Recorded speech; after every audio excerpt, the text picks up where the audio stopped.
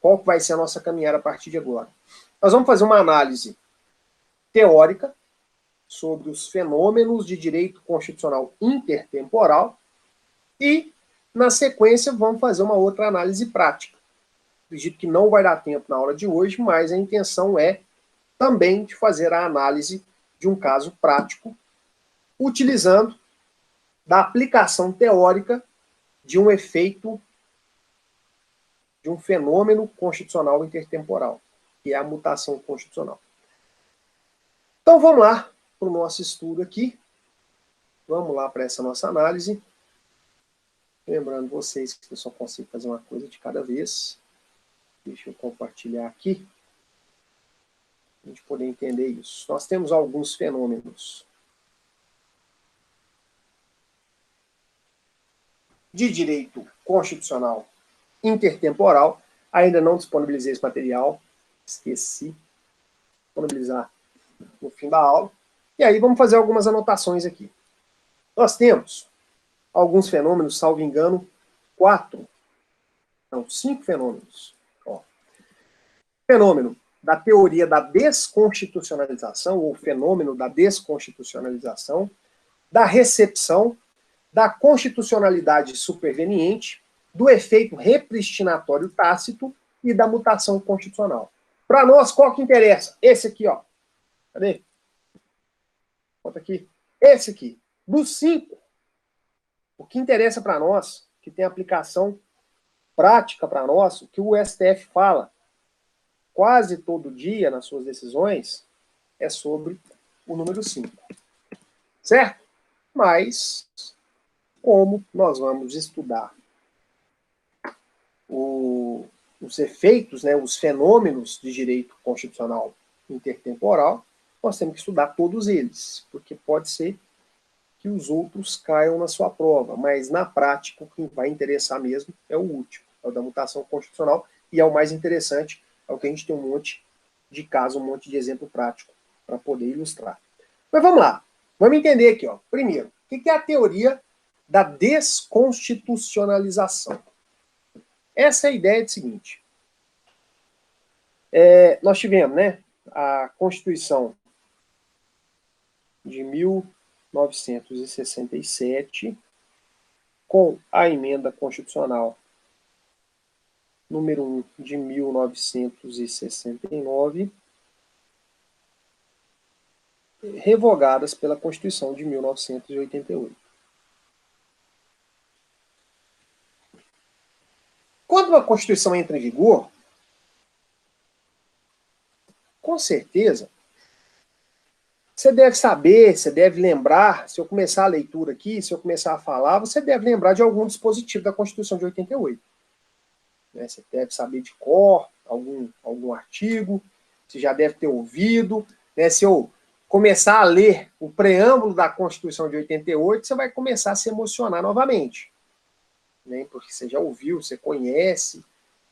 Mas eu tenho quase certeza absoluta que você não sabe nenhum artigo da Constituição de 67.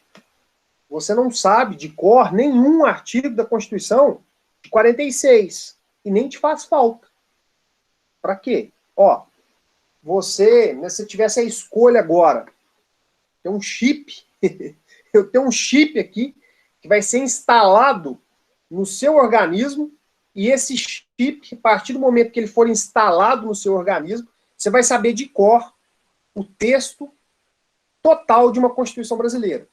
Aí você pode escolher. Você vai querer saber o texto da Constituição de 1824, de 1891, de 1934, de 1937, de 1946, de 1967, de 69 ou de 88? Lógico que é de 88.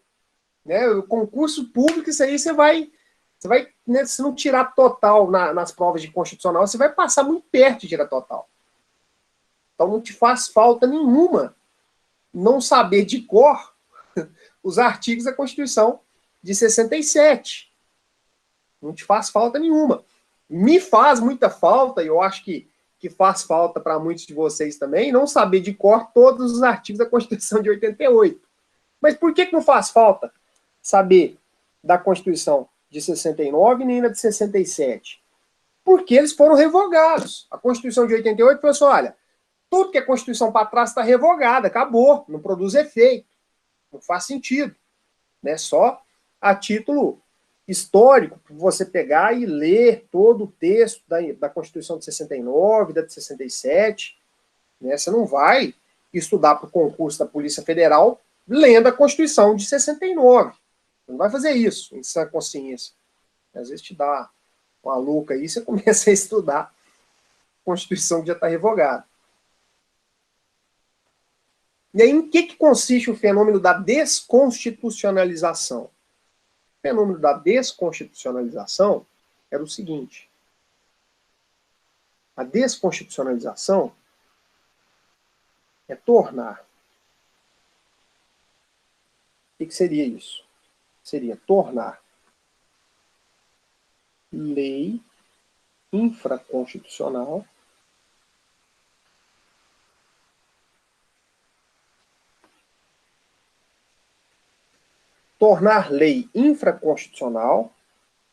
as normas contidas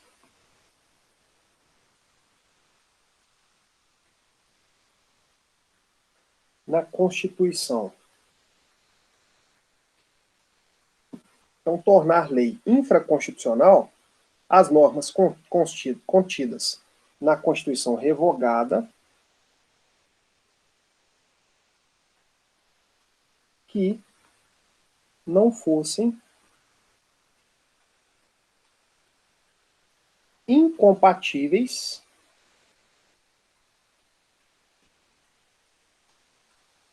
com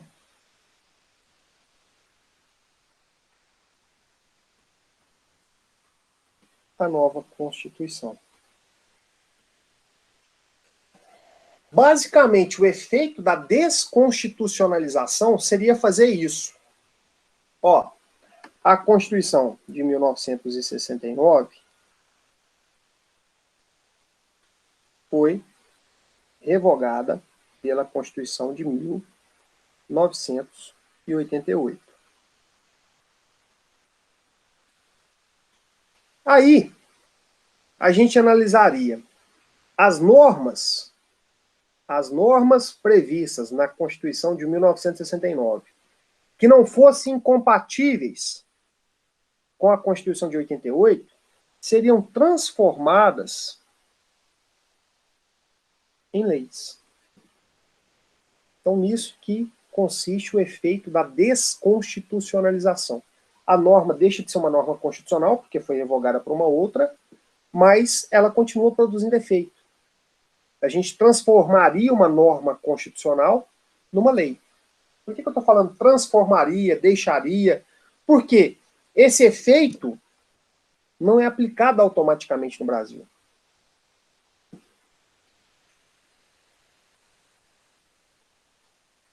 O efeito da desconstitucionalização não é automático. Até hoje, gente, nenhuma Constituição estabeleceu esse efeito da desconstitucionalização. Ou seja, nenhuma Constituição aproveitou o texto da Constituição anterior, transformando em lei. Nenhuma Constituição até hoje fez isso. Nós já tivemos 7 ou 8 Constituições, a depender do ponto de vista, a depender da análise constitucional. Então, nenhuma delas desconstitucionalizou o texto anterior. Então, isso nunca aconteceu no Brasil. E acho muito difícil também de acontecer. Mas, vocês precisam saber que desconstitucionalização é fazer isso. É a Constituição estabelecer lá no seu artigo, é como se a Constituição de 88 tivesse lá o artigo 251. As normas contidas na Constituição de 1969 que não forem incompatíveis com o texto desta Constituição serão transformadas em lei ordinária. Pronto. Esse artigo 251 estaria implementando a desconstitucionalização. Certo? Esse é o primeiro efeito de direito constitucional intertemporal. O segundo efeito é chamado de teoria da recepção. Esse é empregado, esse é utilizado pela Constituição de 88. E eu expliquei um pouco sobre ele na aula passada. Lembra que quando a Constituição ela entra em vigor, como ela é a norma mais importante do ordenamento jurídico, ela inaugura, ela começa um novo ordenamento jurídico. Então, todas as leis que forem publicadas a partir de 1988, né, por exemplo, o Código Civil, que é de 2002, o Código de Processo Civil, que é de 2015, todas essas normas foram criadas já pensando na compatibilidade com o texto da Constituição Federal de 88. Se qualquer dessas leis que foram criadas posteriormente a 88, se tiverem um artigo, um parágrafo, um inciso que seja incompatível com o texto da Constituição, essa incompatibilidade é chamada de inconstitucionalidade.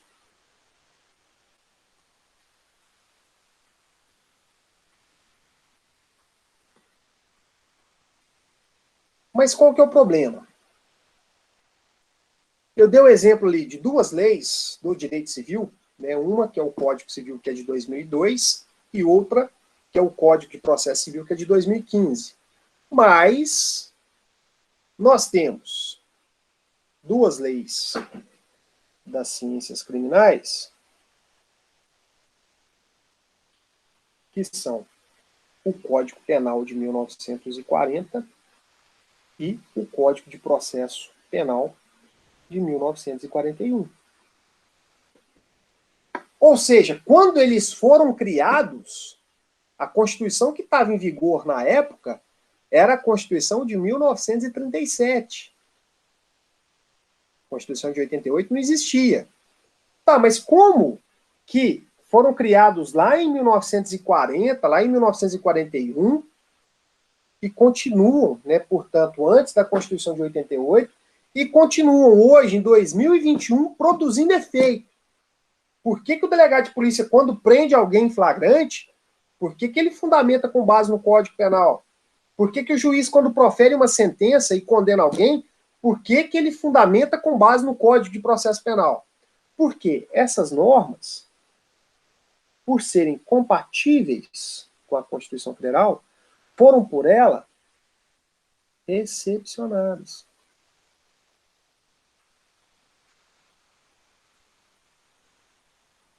Ou seja, a Constituição, quando entra em vigor, ela tem duas opções. Ela analisa, ó, de 1988, que pega tudo de legislação que a gente tem daqui para trás. Pega tudo de lei que foi criada antes da Constituição de 88. E aí faz essa análise. É compatível? É. Então, recebe. Recebe, e aí vai produzir efeito daqui para frente. Ah, é incompatível. Então, para que não recebe. Não recepciona. Logo, foi algo que eu chamei a atenção de vocês. Ó, quando uma norma é criada anteriormente à Constituição e é com a Constituição incompatível, eu não posso chamá-la de inconstitucional. Eu tenho que chamá-la de não excepcionada.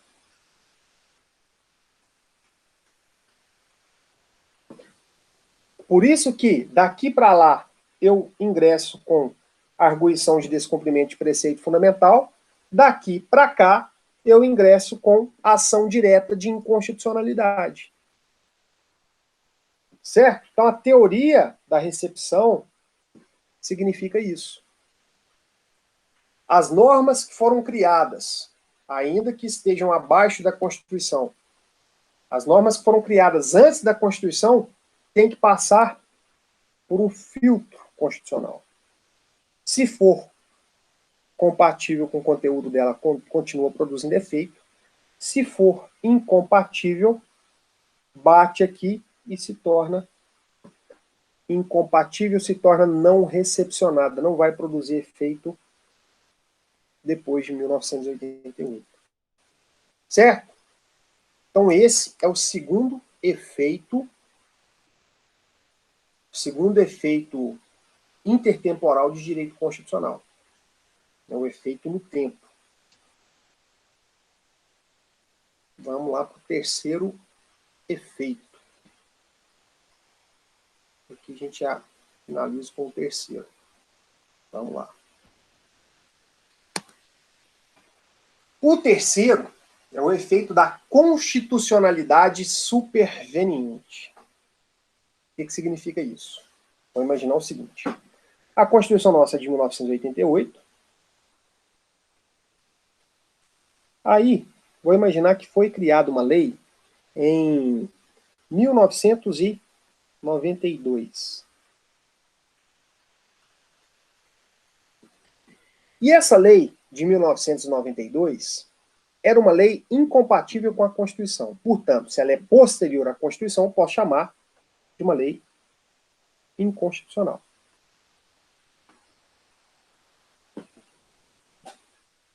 Se ela fosse anterior a 1988, eu tinha que chamar de norma não recepcionada. Certo? O efeito é o mesmo, muda só o nome, por conta do tempo de criação da lei. Mas vamos lá. Essa lei de 1992 era uma lei inconstitucional. E aí, gente, quando, em 1995, é criada uma emenda à Constituição, vamos chamar aqui emenda X de 95. E essa emenda X altera o texto da Constituição, e essa alteração no texto da Constituição faz com que essa lei se torne agora constitucional. Tá vendo a bagunça? Então vamos recapitular isso aí. A Constituição foi criada em 88, em 1992 foi criada uma lei inconstitucional, que diz respeito ao texto da Constituição, mas em 1995, essa Constituição sofre uma alteração através da emenda constitucional, altera o texto da Constituição, e agora, com essa alteração acontecida em 1995, essa lei passa a ser compatível, ela deixa de ser inconstitucional. Aí a pergunta é, aconteceu uma constitucionalidade superveniente, ou seja, essa lei de 1992, ela era inconstitucional até 1995, e depois da criação da emenda constitucional X, que alterou o texto da Constituição de 88, a partir daqui, essa lei criada em 1992 passa a ser uma norma constitucional. Eu posso falar que aconteceu o efeito da constitucionalidade superveniente? Gente, embora o raciocínio seja muito lógico, eu não posso falar que o Brasil admite o efeito da constitucionalidade superveniente, sabe por quê? O pior defeito que uma lei pode ter é ser inconstitucional. Então, o Supremo Tribunal Federal, a legislação brasileira, a doutrina brasileira, fala o seguinte, olha, uma lei inconstitucional, ela é uma lei que não pode produzir efeito. Ela é uma lei nula. Ela é uma lei que não valeu. Ela é uma lei que não pode produzir efeitos. E aí, como eu não considero ela uma lei válida, se ela aqui, quando ela foi criada, ela era considerada inconstitucional, ela desrespeitava o texto da Constituição, então é a história do natimorto, é como se ela tivesse nascido morta. Ela não viveu. Então não tem como ressuscitar aquilo que não viveu. Logo, não tem como torná-la constitucional de forma superveniente, de forma posterior. Porque aqui não existiu, essa lei não existiu. Se ela foi considerada inconstitucional, ela não pode produzir efeito nenhum. Ah, mas aí o que cabe? Cabe, depois dessa alteração, criar uma outra lei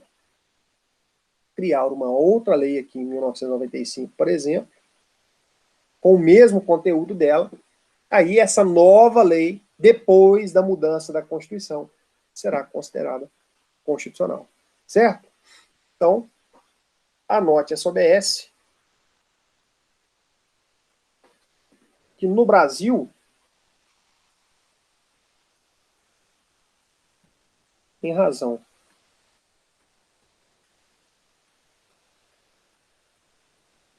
da norma inconstitucional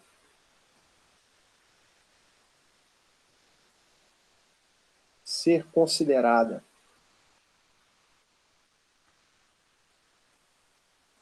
nula, e, por isso, não produzir efeito, no Brasil, em razão da norma inconstitucional ser considerada nula e, por isso, não produzir efeitos, não se aplica o efeito da constitucionalidade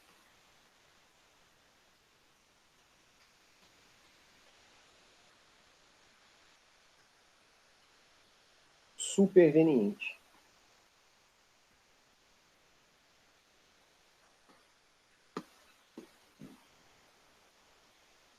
Então, olha, a teoria da desconstitucionalização não se aplica no Brasil, a teoria da constitucionalidade superveniente também não se aplica.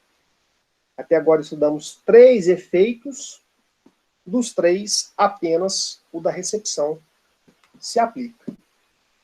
Os outros 2 não. Certo? O próximo, já adianto também, não se aplica. Existem 2 exceções que a gente precisa. Deixa eu voltar lá, Cris, peraí.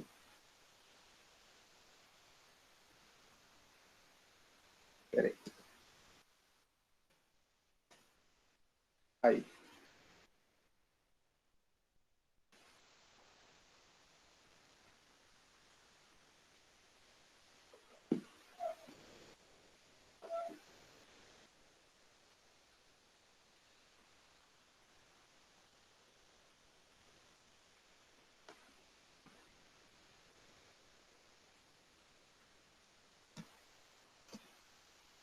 Bom, o próximo efeito que nós vamos estudar é o efeito da repristinação, né, o efeito repristinatório tácito. E aí já adianto para vocês, também não se aplica no Brasil. O que vai se aplicar no Brasil é o da recepção e o da mutação constitucional. Só esses 2, certo? Ó, vamos encerrar por aqui, porque senão vai estender demais. A repristinação tem 2 exceções, então tem que explicar a regra e explicar as 2 exceções que serão aplicadas. E aí a gente, né, continua isso na próxima aula. Beleza? Deixa eu encerrar aqui a nossa aula. Peraí.